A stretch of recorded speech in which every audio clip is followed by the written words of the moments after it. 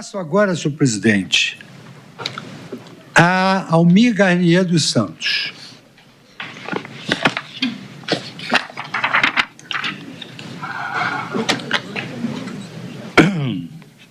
O réu Almir Garnier dos Santos, a denúncia imputou a ele os seguintes crimes: organização criminosa, tentativa de abolição violenta do Estado Democrático, golpe de Estado, dano qualificado, deterioração do patrimônio tombado.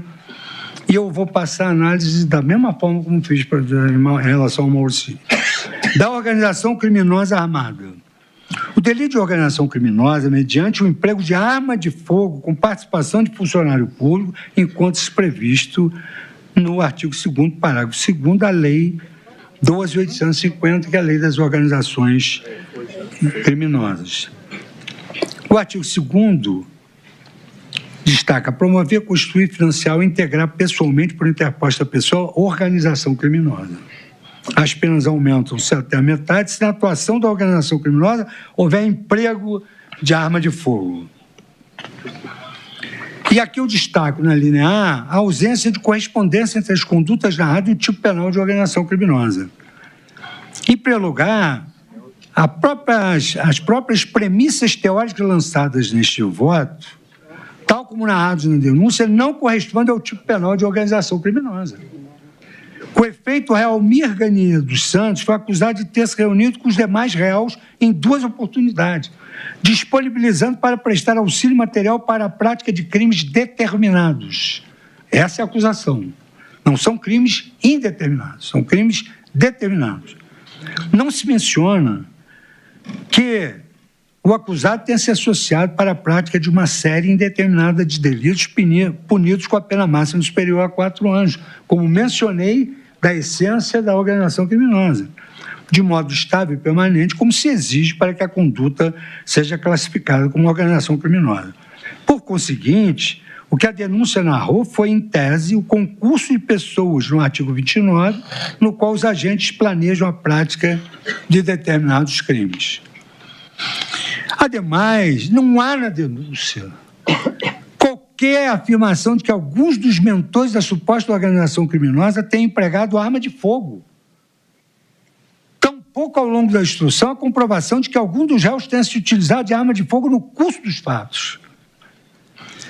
Por esta razão, já longamente desenvolvida nas premissas teóricas do meu voto, eu concluo que a conduta narrada manifestamente não corresponde ao tipo penal da organização criminosa. Da análise dos fatos e provas, sem prejuízo das considerações técnico-jurídicas que afastam a tipificação do delito de organização criminosa, eu passo a análise individualizada dos fatos atribuídos ao Almir Garnier Santos. Nos termos da inicial acusatória, o réu teria aderido à suposta organização criminosa, a partir de uma reunião realizada em 7 de dezembro no Palácio da Alvorada, na qual o réu Jair Bolsonaro apresentou considerandos do que, segundo a Procuradoria-Geral da República, seria um decreto de estado de sítio. O réu, que exerceu a função de comandante da Marinha do Brasil no período de 9 de abril de 2021 a 30 de 12 de 2022, afirmou naquela reunião que estava à disposição do presidente da República, segundo os depoimentos de 2 testemunhas: Tenente Brigadeiro Batista Júnior e General Freire Gomes, respectivamente comandantes da Aeronáutica do Exército.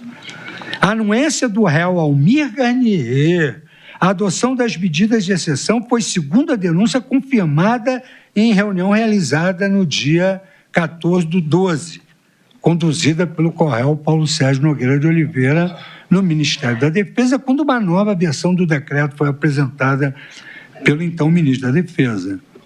Diz a denúncia: em relação ao almirante de esquadra Almir Garnier, os depoimentos prestados pelo general Freire Gomes e pelo tenente brigadeiro Batista Júnior apontam que na reunião de 7 de 12 de 2022, no Palácio da Alvorada, o então comandante da Marinha se colocou à disposição de Jair Bolsonaro para seguir ordens necessárias ao cumprimento do decreto. Um decreto que estava em elaboração. O almirante de esquadra confirmou sua ausência na reunião de 14 de 12 de 2022. O almirante de esquadra confirmou sua anuência na reunião do dia 14 de 12 de 2022. Esses são os 2 únicos eventos narrados na denúncia que teriam contado com a participação de Almir Garnier. O Procurador-Geral da República afirma que sua convicção de que o réu praticou os 5 crimes e que foi reforçada pelo fato de que o almirante Almir Garnier, depois da segunda reunião, passou a ser enaltecido pelos militares da ativa e da reserva, em mensagem de celular sendo chamado de patriota. Será que isso é crime? Segundo a denúncia, diante da postura do réu Almir Garnier nas 2 reuniões realizadas em dezembro, o alto comando do Exército teria ficado sob pressão para aderir ao intento golpista, página 204, página 205. Em sede de alegações finais, a Procuradoria-Geral da República acrescentou outros 2 eventos não mencionados em qualquer passagem da denúncia. Não encontrei esses eventos em qualquer passagem da denúncia que também teriam relação com a execução dos delitos. Um desfile militar realizado pela Marinha na Praça dos Três Poderes, no dia 10 de agosto, mesmo dia da votação da PEC do voto impresso no Congresso Nacional. Segundo as alegações finais, as investigações demonstram que o desfile fora planejado nos bastidores do governo, com a finalidade de intimidar o parlamento, compelindo a votar favoravelmente a referida emenda constitucional. Versão com a qual eu absolutamente não acolho. Também, em relação às alegações finais da Procuradoria-Geral da República, ela acrescenta que a ausência na cerimônia de troca de comando da Marinha, segundo a Procuradoria-Geral da República, com a devida vênia, com essa conduta, o Almir Garnier manteve estrita lealdade ao grupo e aos interesses do então governo, mesmo após o fracasso da tentativa de edição do decreto golpista, contribuindo para a perpetuação pública do clima de anormalidade institucional. Com essas considerações, o Procurador-Geral da República sustentou que o Almir Garnier teria exercido função relevante na suposta organização criminosa, ao fornecer suporte moral e tropas à disposição para que medidas autoritárias fossem decretadas pelo presidente da República. A defesa do réu Almir Garnier dos Santos requer a improcedência do pedido. A defesa sustenta que o Procurador-Geral da República, nas alegações finais, ampliou os limites e objetivos da denúncia sem editá-la. O Procurador-Geral da República, diz a defesa, reforça seu argumento citando o desfile de tanques que aconteceu no dia 10 de agosto de 2021. Operação Formosa, bem como com a troca de comando da Marinha. A defesa ainda tece considerações subjetivas sobre o comportamento para concluir ter ele praticado os delitos imputados, interroga. Com efeito, é de se acolher a manifestação defensiva no sentido que o Ministério Público, em sede de alegações finais, especificamente em relação ao réu Almir Garnier Santos, acrescentou fatos não narrados na denúncia, o que viola o princípio da correlação ou da congruência entre a denúncia e a sentença. A inobservância do princípio da correlação entre a denúncia e a sentença importa em grave prejuízo para o direito do réu ao contraditório e à ampla defesa. Como sabemos, os réus defendem-se dos fatos e não da sua capitulação jurídica. Por essa razão, é absolutamente vedado ao Ministério Público, em sede de alegações finais, inovar no plano factual, apresentando eventos que, na sua visão, estariam também enquadrados no suposto iter-crimes. A compreensão uníssona da doutrina e da jurisprudência, conforme a sempre citada lição de José Frederico Marques, é a seguinte: o que deve trazer os caracteres de certa e determinada na peça acusatória é a imputação. Esta consiste em atribuir à pessoa do réu a prática de determinados atos que a ordem jurídica considera delituosos. Por isso é imprescindível que nela se fixe, com exatidão, a conduta do acusado, descrevendo-a o acusador de maneira precisa, certa e individualizada. Cito os elementos de direito processual penal, Buxília, 1997, páginas 152 e 153, do saudoso professor José Frederico Marques. Na mesma linha, leciona Gustavo Badaró que a sentença não pode fundar-se ou ter em consideração algo diverso ou que não faça parte da imputação. E aí eu cito vários acordos do Supremo Tribunal Federal e que tratam do grave defeito genético, a ausência de descrição mínima da conduta delituosa de que padece a denúncia e que não pode ser purgado pelo advento de sentença condenatória. Haja vista que o imperativo lógico contraditório e ampla defesa em relação à imputação inicial devem ser exercidos na fase da denúncia e não da sentença condenatória. Quer dizer, aqui não se trata nem de emendar-se libelli, porque o réu não se dependeu disso. E aí cito vários acordos, eu vou só dar os números, para conferir a autenticidade que eu estou falando.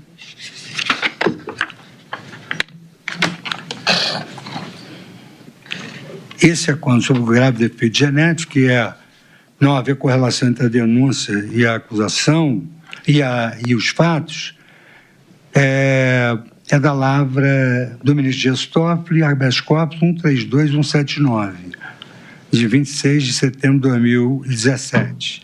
A mesma coisa, violação da regra da correlação entre acusações e sentença, habeas corpus concedido, habeas corpus concedido. Esse é 132179 e esse é 127397, esse é habeas corpus. Portanto, os fatos que deverão ser objeto de consideração no julgamento da ação penal relativamente ao réu Almir Ganier são exclusivamente a participação do réu em duas reuniões. A primeira com o presidente da República no dia 7/12 e a segunda com o então ministro da Defesa Paulo Sérgio de Oliveira no dia 14/12 de 2002. Nessas reuniões, atribuiu-se ao réu Almir Garnier Santos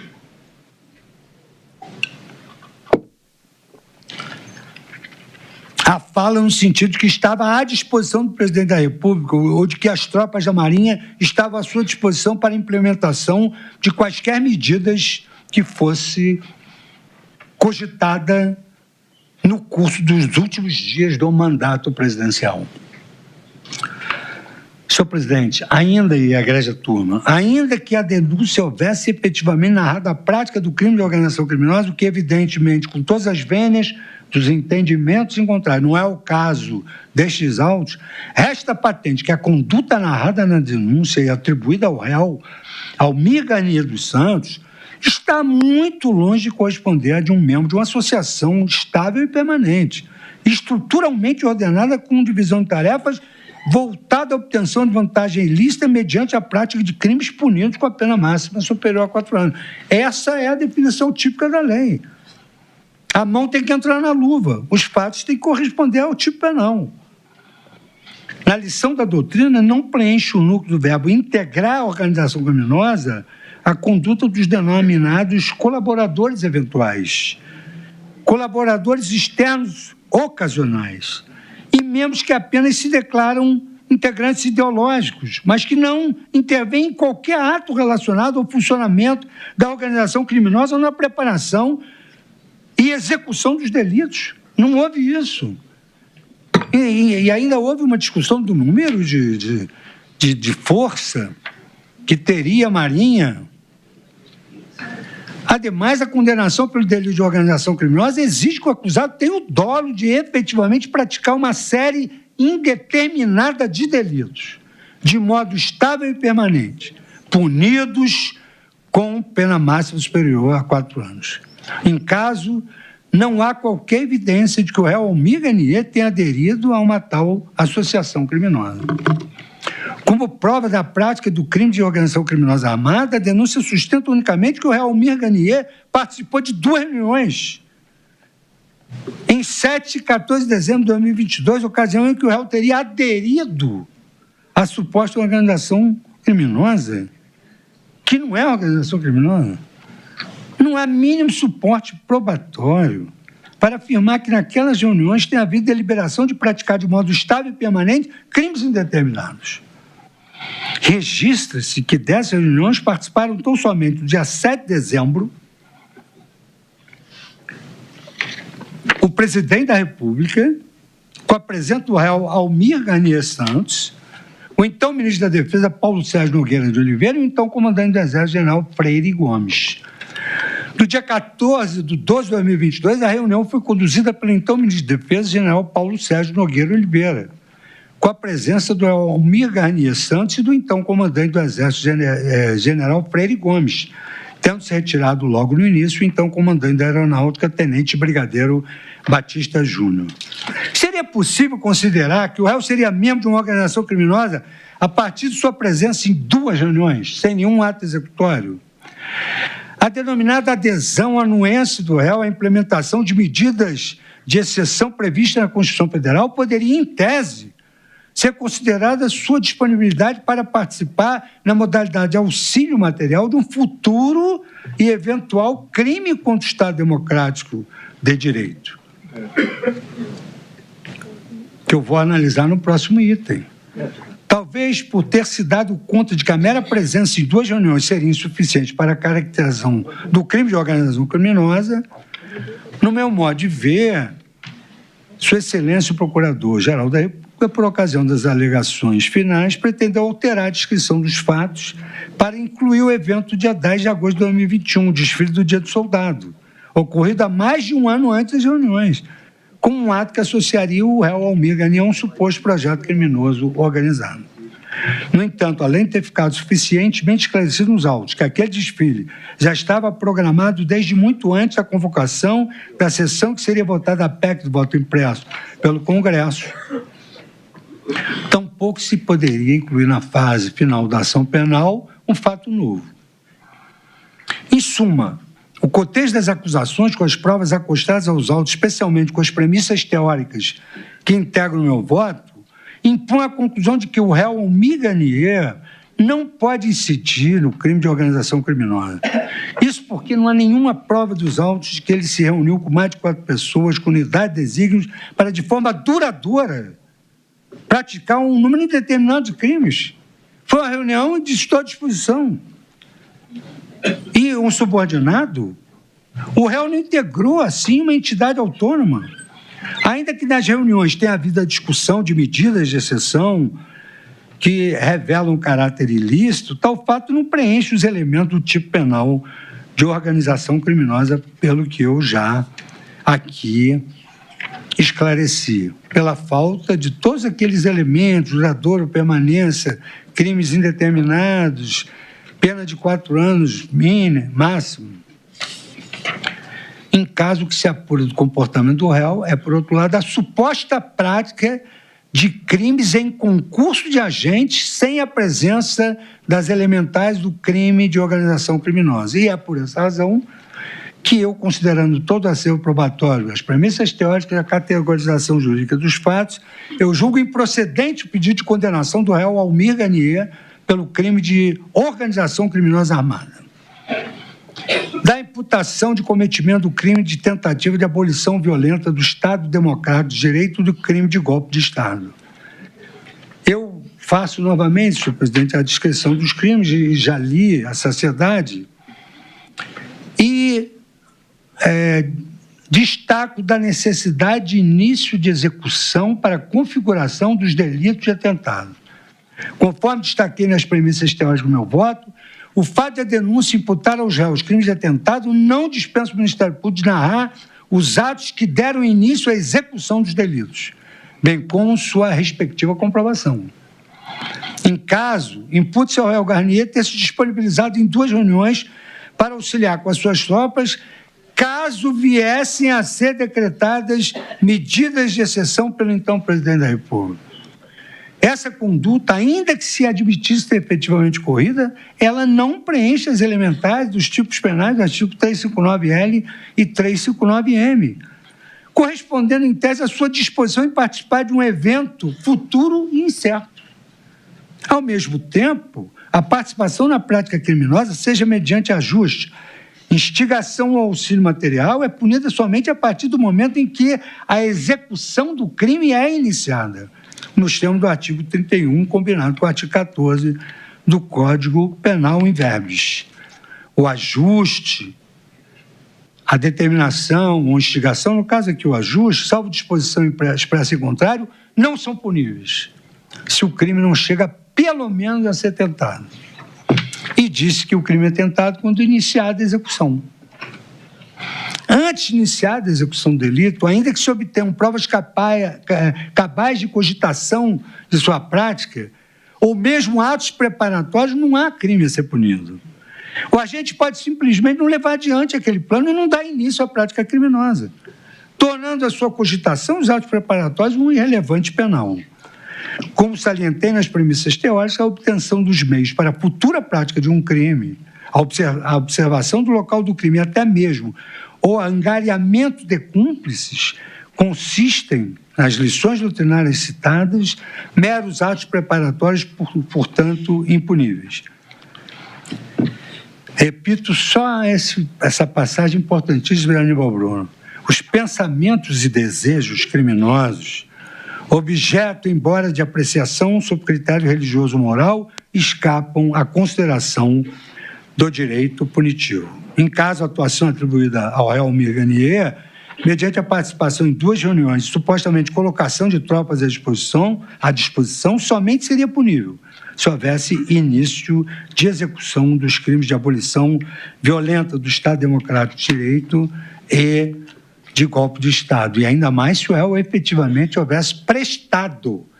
Colocar à disposição é uma coisa, prestar é outra. Com um efeito, apenas a afirmar que está à disposição ou que tropas estão à disposição não corresponde efetivamente a um auxílio material concreto.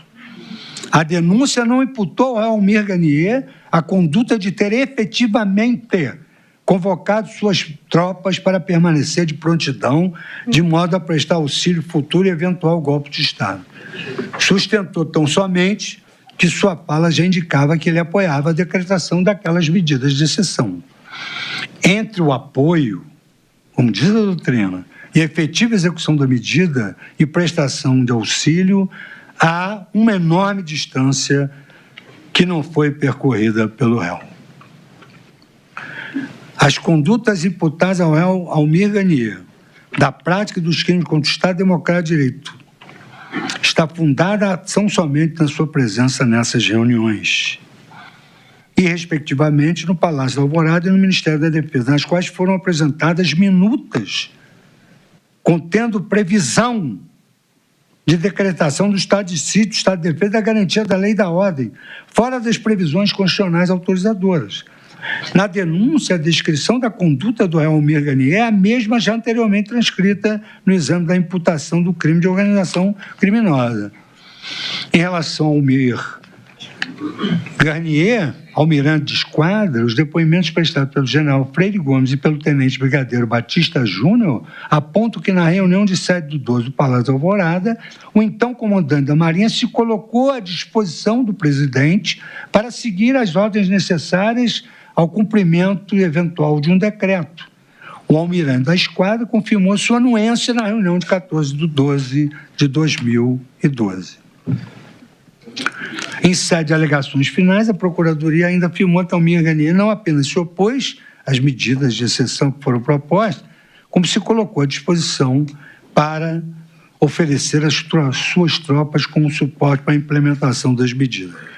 Por sua vez, a defesa afirma que, apesar da extensa argumentação do Ministério Público em suas alegações finais, as provas produzidas sobre a reunião do dia 7 de dezembro demonstram apenas que os comandantes Almir Garnier e Freire Gomes foram convocados pelo presidente da República por meio do ministro da Defesa para comparecer ao Palácio do Planalto. Durante o encontro foram apresentados alguns considerandos, informando que o assunto estava em estudo.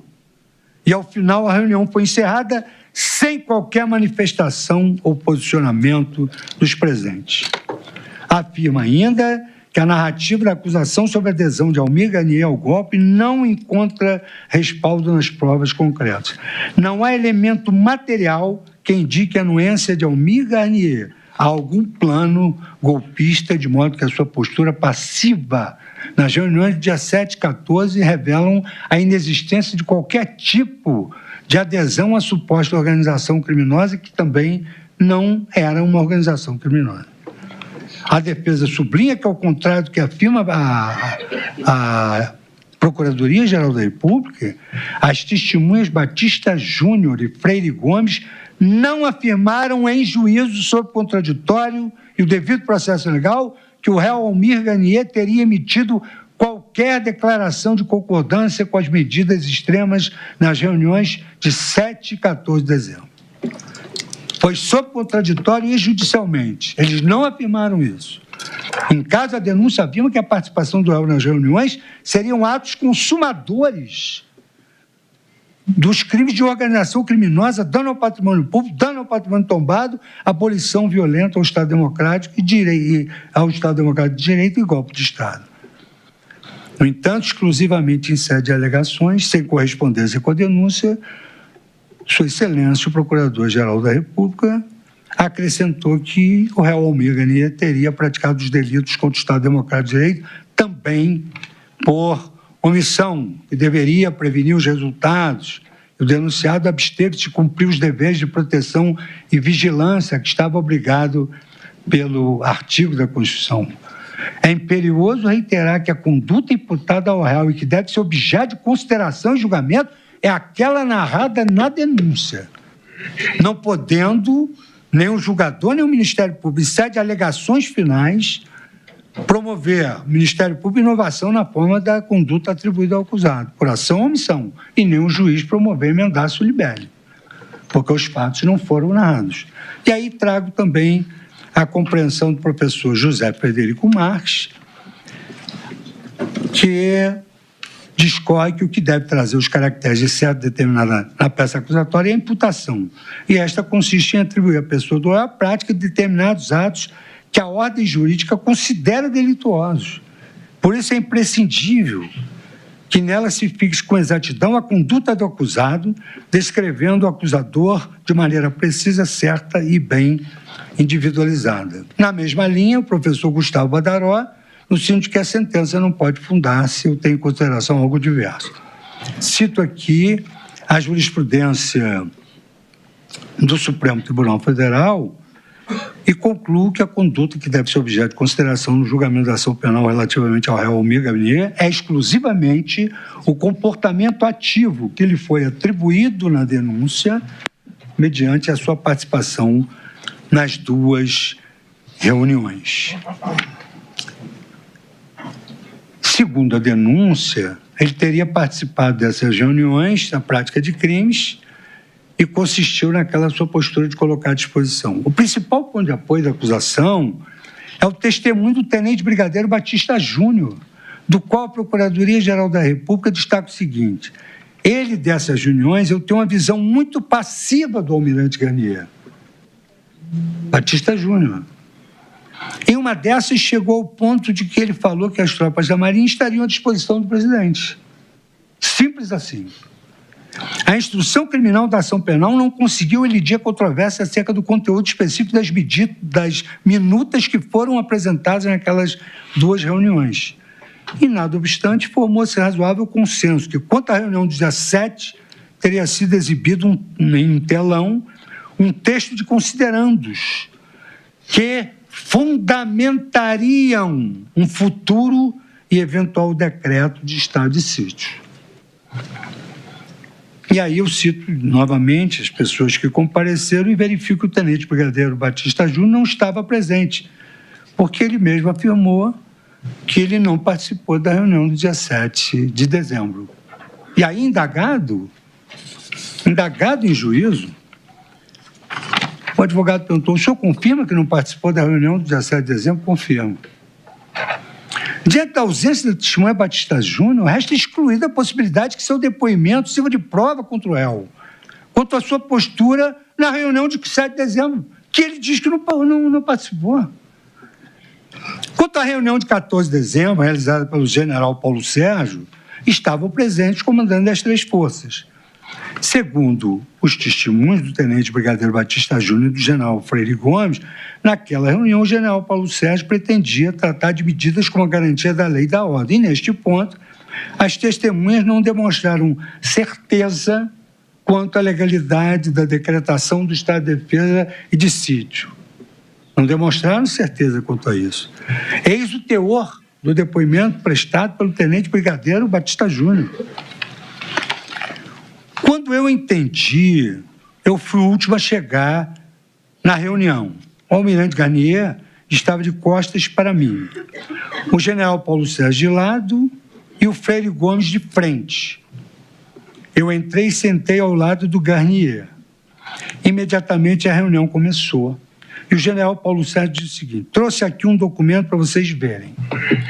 Eu confesso ao senhor que não me lembro se ele falou, diz Batista Júnior, não me lembro se ele falou que era estado de defesa ou estado de sítio.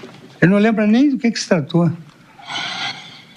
Eu raramente, porque eu achava que não existiam os pressupostos de todo esse processo sequer para o estado de defesa, para mim o estado de sítio era uma coisa que eu nem imaginava que fosse aparecer essa expressão.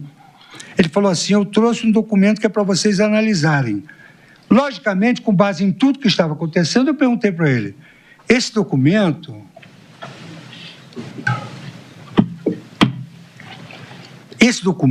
que é para vocês analisarem, logicamente, com base em tudo que estava acontecendo, ele repete, eu perguntei para ele, o documento estava na mesa dentro de um plástico, previa a não assunção em 1º de janeiro do presidente eleito, e ele, o general Paulo Sérgio, falou sim. Aí eu falei, não admito sequer receber esse documento, não ficaria aqui, levantei, saí da sala e fui embora. Percebe-se, portanto, que o brigadeiro Batista Júnior não permaneceu também na reunião de 14, não foi a do dia 7 e não permaneceu no dia 14, na qual o general Paulo Sérgio, então ministro da Defesa, apresentaria um esboço de decreto de medida de exceção. Por conseguinte, pede qualquer relação com o fato objeto da denúncia a declaração da testemunha no sentido que o réu Almir Garnier teria colocado as tropas à disposição. Por sua vez, o general Freire Gomes esclareceu que, diante da saída abrupta do então comandante da aeronáutica da reunião no Ministério da Defesa, o réu Almir Garnier disse apenas: eu continuo à disposição. O contexto dessa fala parece, de fato, ter sido distinto daquele narrado na denúncia. O eminente ministro relator também indagou ao colaborador Mauro Cid sobre essa frase, atribuída a Almir Garnier, no sentido de colocar as tropas à disposição. O senhor ministro Alexandre Moraes relator: o réu Almir Garnier, então comandante da Marinha, tinha colocado as forças, as tropas da Marinha à disposição do então presidente para quê? Para que se fosse assinado o decreto. Para que se fosse assinado o decreto. Esse decreto estava sendo apresentado para tomar as iniciativas ou o que previa naquele decreto. Apesar dessa declaração do réu colaborador, não é possível alcançar a certeza necessária à procedência da acusação. É preciso que a prova produzida conduza a um juízo de certeza, acima de qualquer dúvida razoável. Nós estamos na fase de condenação, de julgamento, não é a fase de recebimento da denúncia. Não é em dúvida para a sociedade, é em dúvida para o réu. Em caso, a dúvida quanto à postura do réu nas duas reuniões não foi sanada. E o Ministério Público Federal não se desincumbiu do ônus de comprovar sua conduta ativa, no sentido de praticar crimes contra o Estado Democrático de Direito. Com a devida veniência, a minha percepção ao analisar página por página de que eram importantes para o desate do julgamento. À luz do marco constitucional do devido processo legal e da presunção de inocência tão apregoada nesta Corte, é preciso consolidar algumas premissas teóricas que conduzam à análise específica das provas produzidas nos autos. Deveras é preciso destacar que os estándares jurídicos adotados pelo direito processual penal brasileiro assumem peso e relevância distintos entre o momento da denúncia e o momento da condenação. E essa diferença é o nosso norte para tomar decisão em cada um desses momentos. E aqui eu destaco o professor Jordi Ferrer Beltrán, que diz, assim, por exemplo, é muito usual sustentar que no âmbito civil opera o estándar da prova prevalente, de modo que uma hipótese está provada se seu grau de confirmação é superior ao da hipótese contrária. Por outro lado, no âmbito penal, operaria o estándar que exige que a hipótese esteja confirmada, para além de qualquer dúvida razoável. Está claro que aqui, de novo, a escolha de um ou de outro estándar é propriamente jurídica, realizando-se atenção aos valores em jogo em cada tipo de processo. Assim, ficar uma exigência probatória nos casos criminais, por exemplo, em uma especial proteção do direito à liberdade.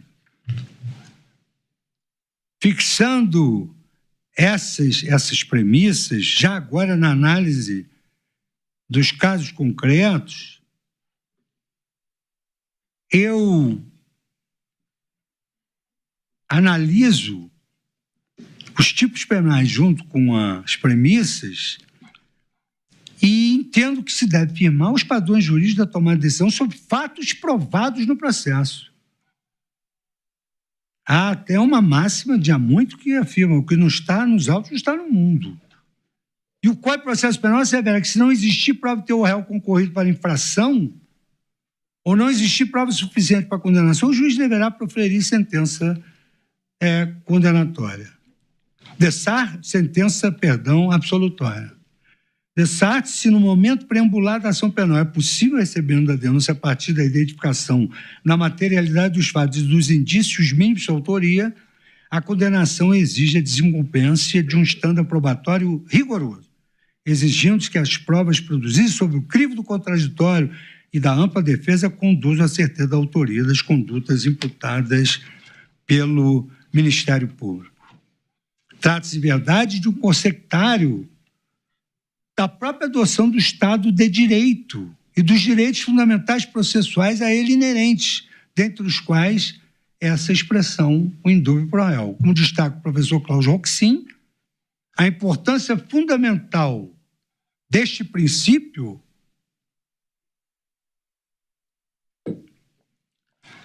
inerente ao Estado de Direito consiste, por exemplo, em que o acusado não tem de provar seu álibi ou torná-lo crível, mas, pelo contrário, contra ele deve ser provado que, no momento do crime, ele estava no local e que participou de outra forma. E aqui eu passo a lição do professor Klaus Roxin, na sua obra de Direito Processual Penal, onde ele destaca um trecho que foi utilizado na ação originária 2501 do Tribunal Pleno de 2023, estando probatório acima de dúvida razoável, a ausência de prova suficiente, a condenação criminal, sentença absolutória mantida. No mesmo sentido, o inquérito 4657, ação penal 676 e ação penal 676, onde se destaca exatamente, aqui da primeira turma, quando ainda aqui integrava a estimada ministra Rosa Weber. A presunção de inocência, princípio cardeal no processo criminal, é tanto uma regra de prova como um escudo contra a punição prematura. Como regra de prova, a formulação mais precisa é o estándar anglo-saxônico, no sentido que a responsabilidade criminal deve ser provada acima de qualquer dúvida razoável. Na espécie, ausente prova para além da dúvida razoável da participação do acusado, ação penal julgada improcedente. Consequentemente, mesmo se nos centrarmos unicamente no processo penal, convém distinguir entre um estándar de prova exigido para tomar diversas decisões no processo. Em conclusão, diante da dúvida quanto à atitude do réu Almir Ganier, nas reuniões em que foram apresentadas as minutas, prevendo a adoção de medidas de exceção, eu concluo que não houve o cumprimento do ônus constitutivo de provar a prática de crimes de atentado violento contra o Estado Democrático de Direito e do golpe de Estado.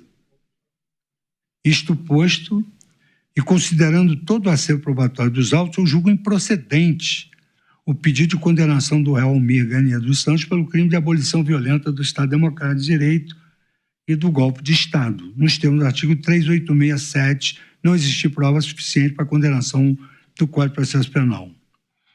Com relação ao crime de dano, senhor presidente, eu não gostaria de cansá-los novamente, mas eu repito que exige aquela autoria direta, exige, ainda que haja uma autoria imediata, que tenha havido uma determinação de ordem para quebrar tudo, e não tem prova nos autos sobre isso.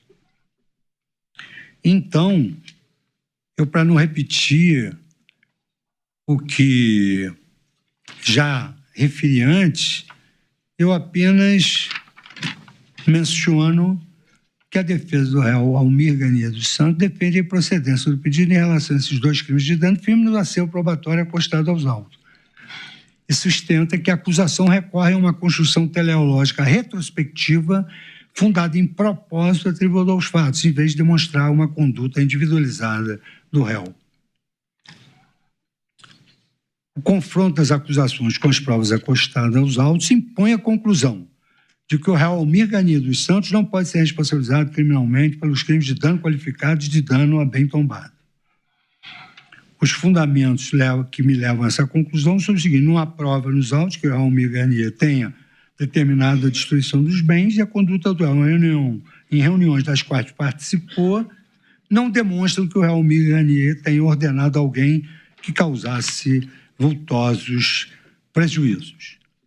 Não há aquela correlação mínima entre as ações ou omissões do réu Almir Garnier e a prática dos danos, nem a prática de crimes ambientais e nem a prática dos crimes contra o Estado Democrático de Direito.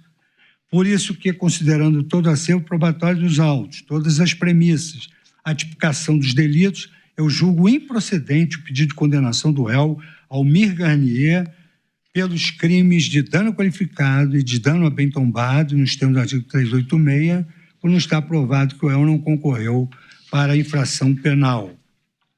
E, a fortiori, também julgo improcedente em relação aos delitos que eu já mencionei, na página 35, considerando todo o acervo probatório, julgo improcedente o pedido de condenação do réu Almir Garnier pelos crimes de abolição violenta do Estado Democrático e de golpe do Estado, artigo 359-M, nos termos do artigo 386-7, por não estar provado suficientemente as suas ações para fins de condenação na forma do Código de Processo Penal.